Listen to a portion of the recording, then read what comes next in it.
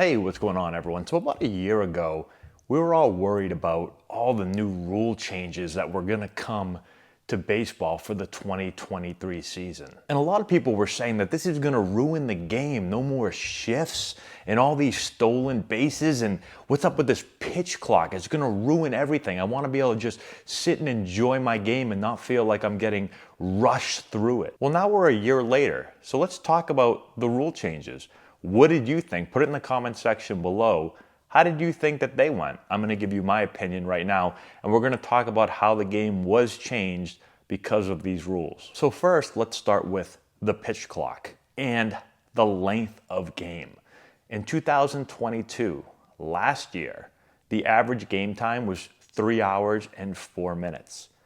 A year later, 2023, the average game time this year was 2 hours and 40 minutes. Now, the pitch clock was probably the biggest rule change of them all, and it seemed to be the one where most people were really fired up about a year ago. And MLB was trying to increase the pace of play, up the action, and get rid of that dead time. And they really wanted to get away from having those 4-hour games because there were games that were creeping really close and some were going over 4 hours in length. So I've got some interesting stats for you here. In 2022, there were 13 games that were played under 2 hours and 15 minutes. 13 games. Well, this past year in 2023, there were 170 games played under 2 hours and 15 minutes.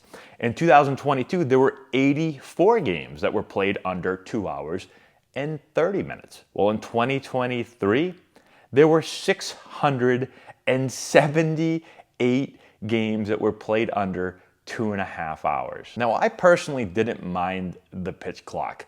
After a while, I didn't even notice that there was a pitch clock anymore. And I did feel like the pace had gotten much better from previous years. And I've gone back now and watched some games from before the pitch clock, and there's a noticeable difference of how much quicker the game is played, but it doesn't feel rushed, at least to me. Maybe it did to you. Put it in the comment section below. But there was so much more stepping out and fixing batting gloves between every single pitch. And back then, you might not have realized it as much, but now when I go and watch an older game, I'm like, this is taking forever. And a lot of people were worried that it was going to affect the game a ton. A lot of the players were worried about it, but I think they made a really good adjustment, especially as the year went on.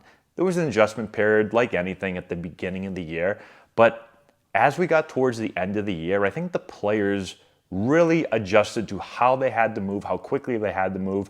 And I think if you asked a lot of them, they probably didn't feel as rushed as they did. There's no doubt at the beginning of the year, players felt like the game was being played very fast because they were used to playing it at a certain pace. But towards the end of the year, I bet you it felt very normal to a lot of players. Now, the next was the shift. And I don't think this made as big of an impact, obviously, as the pitch clock, but there were a lot of people that were not happy about not being able to shift. Now, me personally, I ended up liking this. I think about someone like Corey Seager or any really left-handed hitter that would pull the ball a lot. If you go back to 2022 or 2021, when Seager or a lefty hit a hard ground ball to the right side on the ground, before the camera even was able to switch to where the fielders were playing, you knew it was an out. It was like whack out. You knew it immediately. This year, a guy would hit a hard ground ball to the right side and it would go through. And at the beginning, I was like, well, that's weird. It went through the infield because you're used to having 15 defenders over there. So I personally, I know the lefties had to have liked it, and most numbers or really all numbers on balls that were hit on the ground at a high velo, for basically every lefty, their numbers went up, their batting averages went up. So it worked. More balls got through the infield, more runners got to first base, and players can now not have to just rely on hitting a home run, especially lefties. They can hit a ground ball to the right side and actually have a chance of getting on first base. And stolen bases were way, way up. If you watch baseball, you know that stolen bases were up. Here are some numbers for you. So 51 players stole 20 or more bases this past year, which is the most since 1989. Now here's another crazy stat. 5 teams stole over 150 bases, which is the most in a century. And stolen base success rate was over 80% for the first time ever. That's league-wide. Over 80%, first time that it's ever happened. Now I'm gonna leave you with some more kind of crazy offensive stats here.